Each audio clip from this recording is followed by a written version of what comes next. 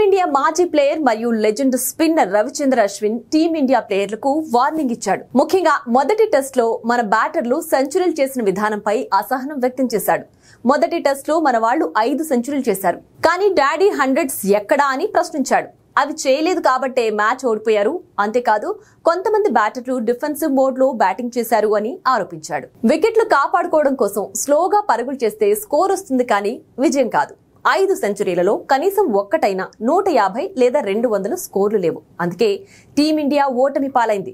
ఇక టైలెండర్ల నుంచి ప్రతిసారి పరుగులు ఆశించడం కరెక్ట్ కాదు. వాళ్ళు అప్పుడప్పుడు కొన్ని పరుగులు యాడ్ చేస్తుంటారు.